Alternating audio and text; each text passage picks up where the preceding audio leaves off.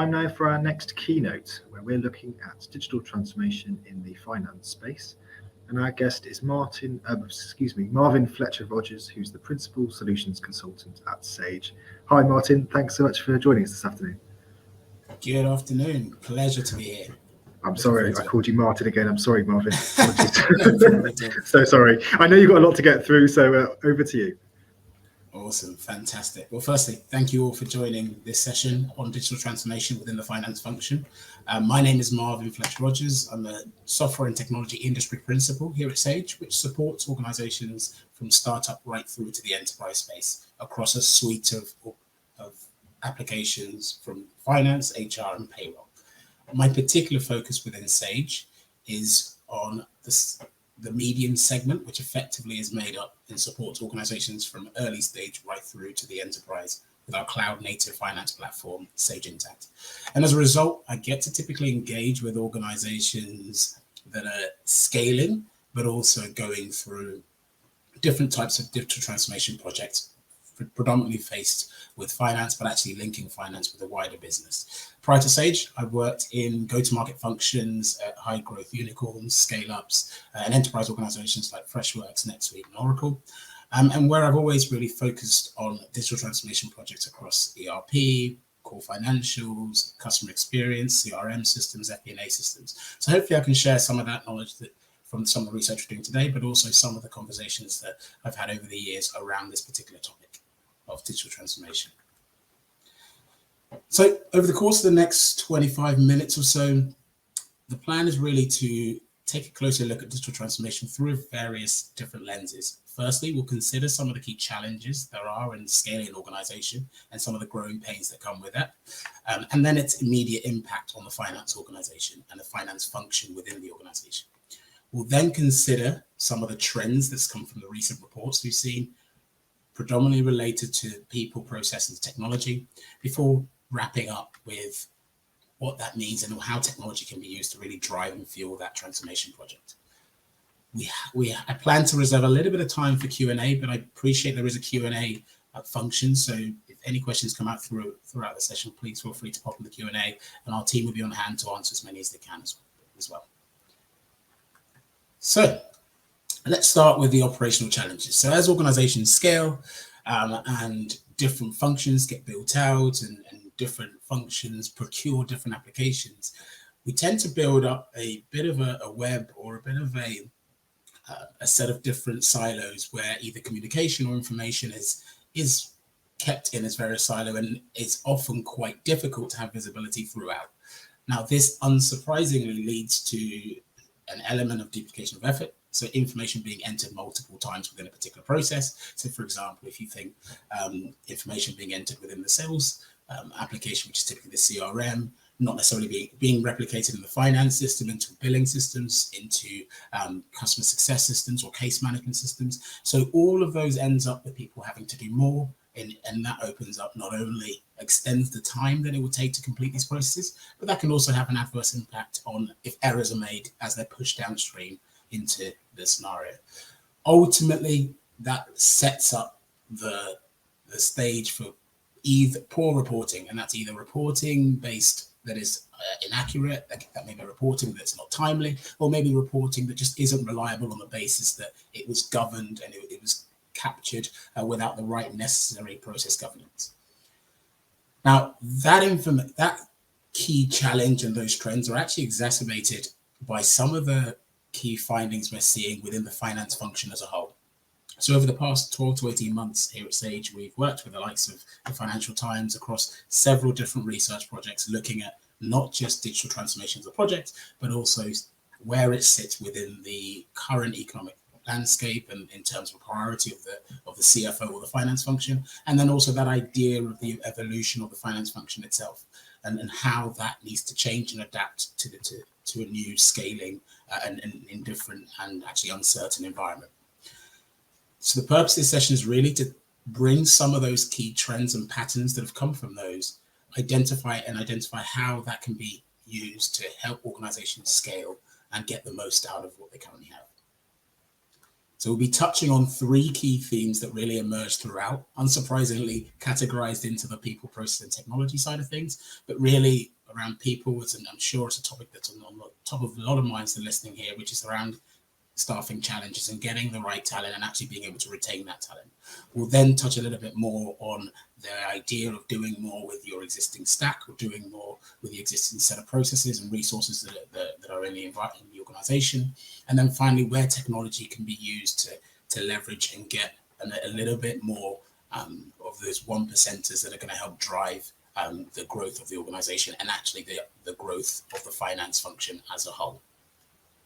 So let's take a look at some of these.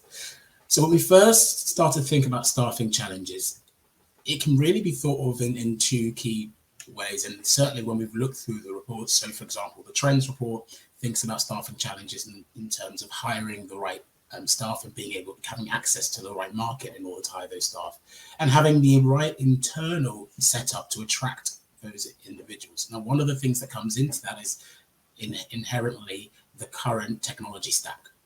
Individuals want to be sure of not just who they're working with, but actually the sort of tools they're working with and the tasks they're meant to be continuous part of their role. So really kind of having a good steer on that setup really helps to attract the right talent. The other side of things, which really goes into this, what we refer to as the redefined CFO, which is the changing landscape of finance, is really the idea that the skills that are required are also themselves changing. So where historically you'd be expecting finance, and there's still the need to manage kind of conventional skills such as debt financing or the audit or cost cutting. Now there are these kind of supplementary skills that have come in related to stakeholder communication. So again, if we think about those communication silos that create as we scale, having the right level of stakeholder communication is one of the ways to address that, particularly when presenting information that is critical for those functions to thrive. Equally, being literate with the technology that exists there to not only use them from a process perspective, but also from a future-proofing perspective is critical to ensure that the right level of digitalization is passed throughout. And then finally, beyond looking back or treading water, there's now that huge skill to be able to forward look and see the not just what's happened now, but actually be able to position, plan and predict. And actually within the current environment and the uncertainty that it comes with, the idea of using data and forecasts as a way to insulate against some of that uncertainty and provide a little bit of guidance against some of the decisions that have been made, but also being able to very quickly anticipate potential challenges and pivot the strategy, whatever that may be, throughout. Now, those new skills ultimately suggest the yearning need for technology and getting a technology environment or getting a tech stack, whether that's bringing in the right CRM, bringing in the right finance system, bringing in the right operational system, or even bringing the right reporting tool, seems to be the answer to try to reduce some of those challenges and effectively give people time back and actually allow people to do some of the less tactical, predictable, mundane work, and give them time and resource and capacity to do the value-adding work that's going to move that function forward and attract the right clients. So it seems like technology should be the way, investment in technology is the way in which we effectively shield against that. However, on the backdrop, another kind of key challenge that exists is that given, and perhaps unsurprising given the current environment, there is that it's unlikely, and very few organizations, even those that are scaling, are likely to have huge increases in their IT budget or their spend associated to investment in technologies. So that easy fix to trying to ensure that the work that's done internally is not only automated through technology, but also used as a way to get more insight for value-added work, can't be as easily solved by putting a new finance system in or putting a new BI tool in. There's a lot of kind of tight controls around the budgets that exist, and actually the need to maximize what is there. So this idea of doing more with less is effectively born from that. And the purpose there is not necessarily changing the finance application or changing the stack itself, but trying to get as much from that existing stack as possible. Now, cloud technology makes that a little bit easier because it makes it easier to not only reduce the total cost of ownership of an initial investment that your typical on-premise systems or historically would have had. But actually cloud also, through its version control and having multiple different versions that are introduced, so having multiple different releases rather, that are introducing more kind of functionality as the organization grows, actually means that without any additional investment, there is a little bit of ability to get to grips with more information and more functionality over time. However, that has a limit, and there are some kind of challenges that effectively can be hurdled through still leveraging the tools, but in a more friendly way. So when we think about those communication silos, one of the ways to break that down is to integrate those systems. And that interfacing could be anything from CSV uploads, flat file uploads. It could be pre-built connectors between them if there's this, particularly when you're using common applications, or it could actually even be custom integrations to map particular workflows that are critical for the business. The idea being integrating not only provides more insight and visibility to the teams to ensure that at least everyone is pulling in the same direction against whatever the business plan is, but actually also serves to automate some of those processes. So for example, if I've got my CRM speaking to my finance system, which also speaks to my reporting and FP&A tool, or I've got my customer support system that's embedded in there, I'm getting a better grasp of not just the processes that I have to go, so my quote to cash and my procurement, but I'm also getting a better insight and better data back into the funnel, which is then allowing me to address challenges for my customers as well. So it's a useful self-fulfilling prophecy to really kind of allow those systems to speak to each other. Equally, this idea of not only increasing those processes around the quote to cash or procurement, but also just getting into a mindset of a continuous close is another key kind of antidote to this particular challenge. That includes not only waiting till the end of the month to do certain adjustments, but actually thinking of a continuous close mindset, which not only reduces the burden at month end, but it actually also ensures that real-time and more reliably sourced information with the right governance is being picked up, which ultimately, when it comes to reporting, becomes one of the key drivers.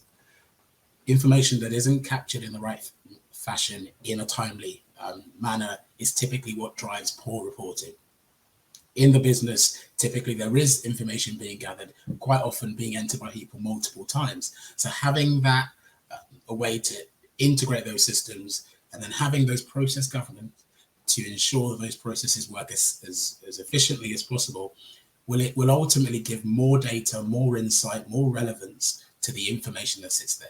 And why this is powerful is what it effectively allows businesses to do, especially if we take something as simple as the quote to cash cycle.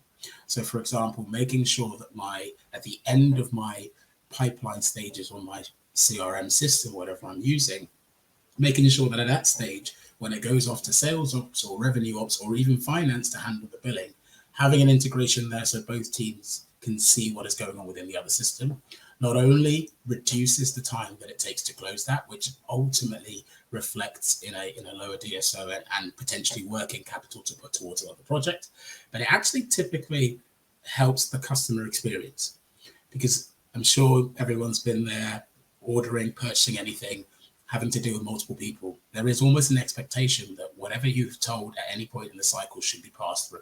So having those systems together is critical, not just from an operational perspective, but actually provides a slightly smoother, slicker customer experience, which ultimately drives customer advocacy, which in most cases, depending on the nature of business, leads to repeat business on that basis, or at the very least leads to referrals that then drive further business. So again, getting that information right helps operationally, but also it helps organizations to scale through interacting with their customers in a way that allows them to consume more and allows them to build their profile as an organization. And then, as I mentioned, finally, getting that right level of reporting is accurate. It's critical when we are trying to accurately track the picture, particularly when the financial picture or the economic climate is changing. Being able to see which product works well in which region with which cohort of customers is critical in being able to get a view of where the investment should go, whether that investment should go into doubling down the products that work or pulling the relevant products that aren't operating in those markets. And it gives organizations the ability to test. And this is where the forward-looking part of the reporting governance comes in. Being able to have the right forecast the right rolling forecast, the right reforecast, the best case, worst case scenarios, all those components that require tangible, reliable, timely inputs, once they're there, can then drive decision making, but also ensure that pivots can be made if those decisions don't materialize in the way in which they're expected to grow. And then the final key trend, unsurprisingly, is around technology. And I think there are a few strands with technology that permeate throughout the research. Initially, from a trend perspective, there is the technology comes up in one of the ways in which organizations try to combat that initial challenge of trying to hire the right type of, or attract the right type of talent, because it can be there to automate the mundane, repetitive tasks that ultimately lead to unfulfilled workers, or certainly reduce the opportunity for the resource to either do value work or development. So technology comes in that context. It also comes in the adoption side of things, where doing more with less effectively requires an understanding of what you currently have in your current stack, the capabilities within them. Because again, as organizations go from that startup to scale up, there can be a lot of maverick spend, certainly in applications and tools. And again, with cloud connectivity today, it can be easier than ever to really get on board and on the tool. But what that can lead is a bit of a mess of tools that either have overlaps or actually entirely make each other redundant. So again, technology and having the right strategy from a technology perspective helps on that basis. And on that, it's thinking about the entire stack rather than purchasing individual tools that don't necessarily have a composite view of the vision. So for example, whether that key driver is your finance application or your finance platform, ensuring that the tools that need to speak to it are thought in mind when you are getting that, or having a tool that can speak to multiple tools or play nicely with others becomes very important in defining that strategy. Because if you have to pick those bits off bit by bit because of the budget constraints, it's important to know the platform or whatever the central operating system is well versed to be able to speak to other applications, as it will inherently have to share data for that basis. Again, one of the advances of technology, either through automation or within the applications themselves, or through the integration that we discussed previously, is that it allows those mundane, repetitive tasks to be sped up. And when we talk about automating processes, quite often there is the inherent mention of AI and machine learning. But again, that comes down to the strategy more than the actual operations itself.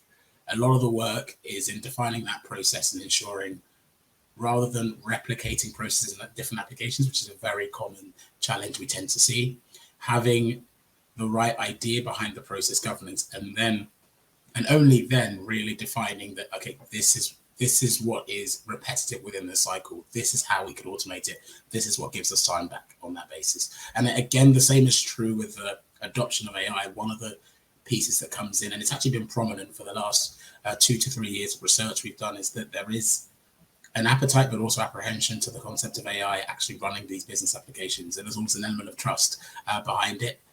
What we'd like to think from an automation with AI perspective is almost start small.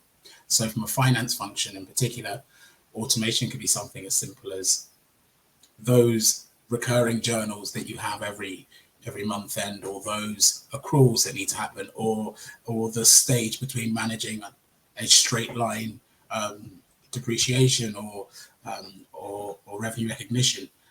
Those things that are quite often, more than most, following a particular process but actually still taking time, rather than dealing in the manual process of raising them, or even dealing in the manual process of reviewing them, having the AI and machine learning component of the application to be able to read and only alert you on the things that look a little bit out, and manage by exception and give time back on that basis.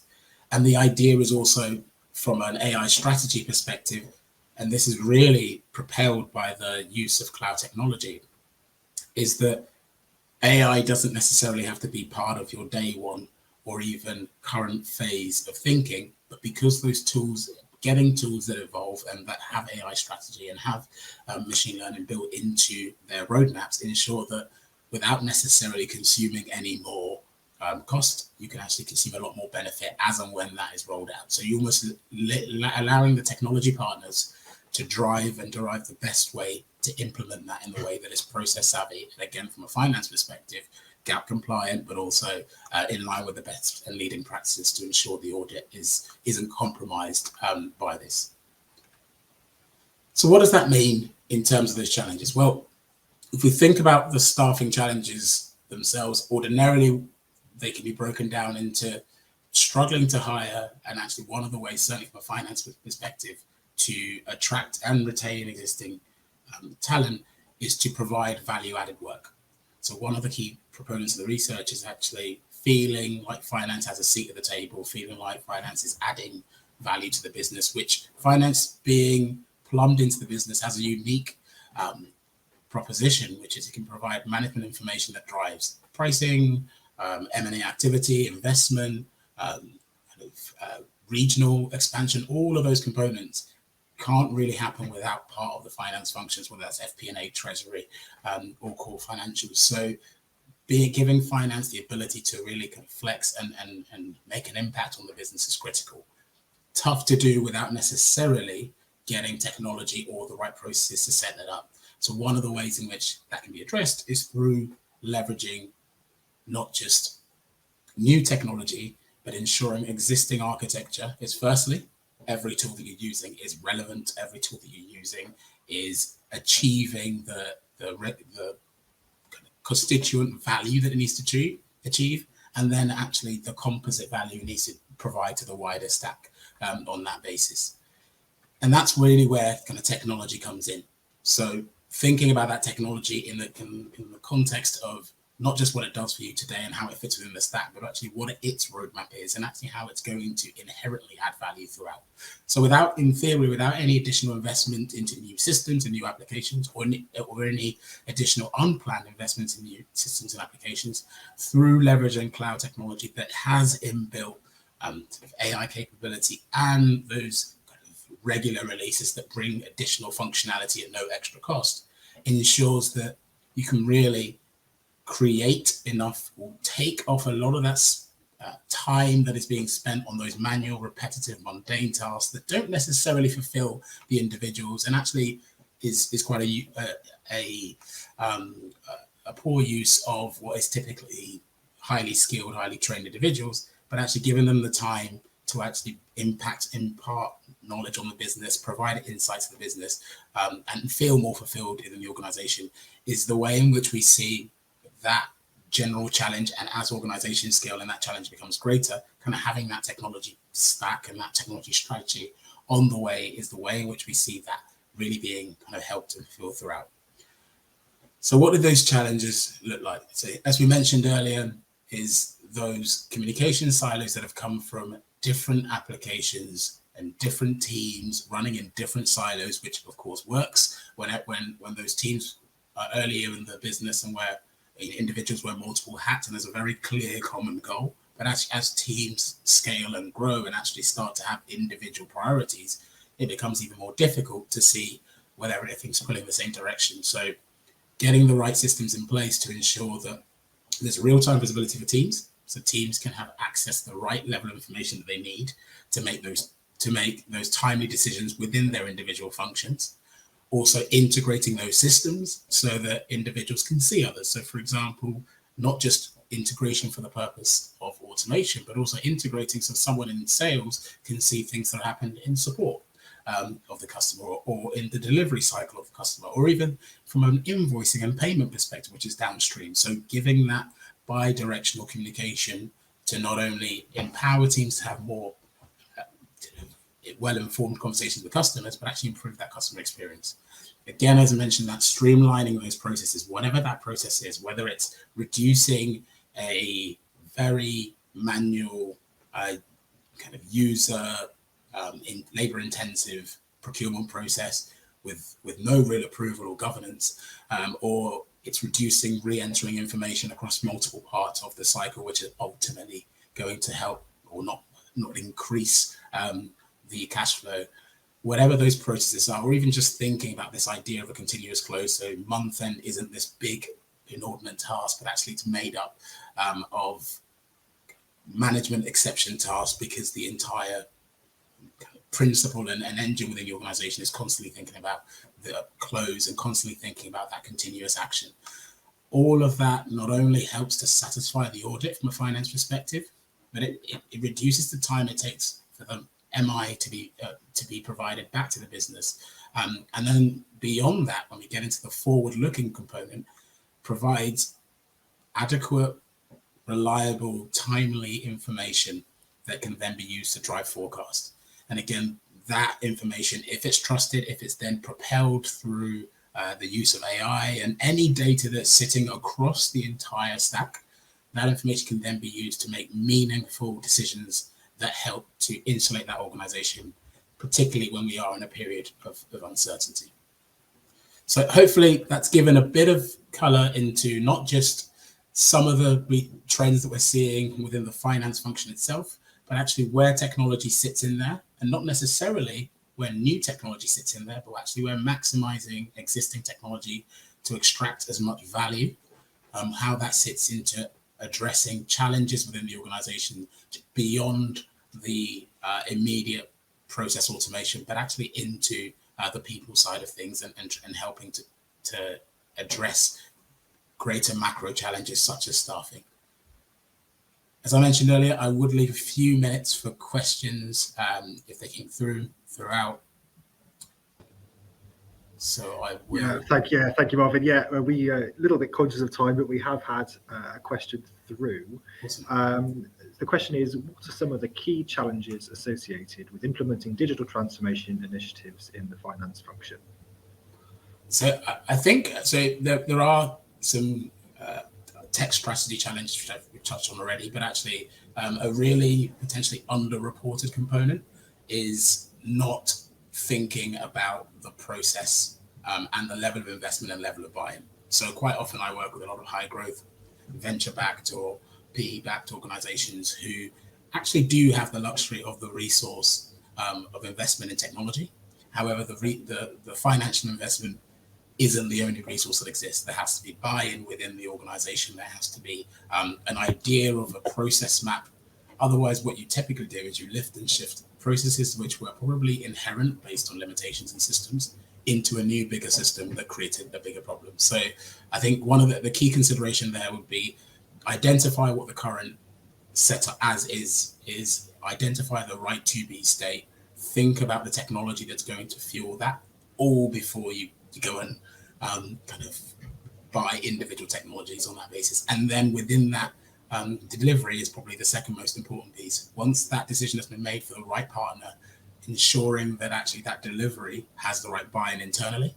And the idea is to phase on that basis, getting a few people excited about a smaller project with a clear deliverable and outcome will build the momentum that then allows them to do bigger projects. So rather than a big bang, have a phase to say, right, we'll sort the quote to cash process out. We'll have a small team, we'll have some predefined success criteria. And then through that, we'll use to be able to not only build momentum, but actually build buy-in, which is a very significant piece that is often overlooked. So yeah, I would say the softer pieces around doing the homework, looking past the investment as the only financial investment as the only investment, thinking about the time investment, and then thinking about the fatigue on the team and ensuring that you have the necessary buy-in that drives them through. Fantastic. Yeah, thank you, Marvin, and thank you for sending your question in. Yeah, that's all the time we have. But yeah, Marvin, appreciate your time. Thanks for joining us this afternoon. No problem. Absolute pleasure. And have a good rest of the session, guys.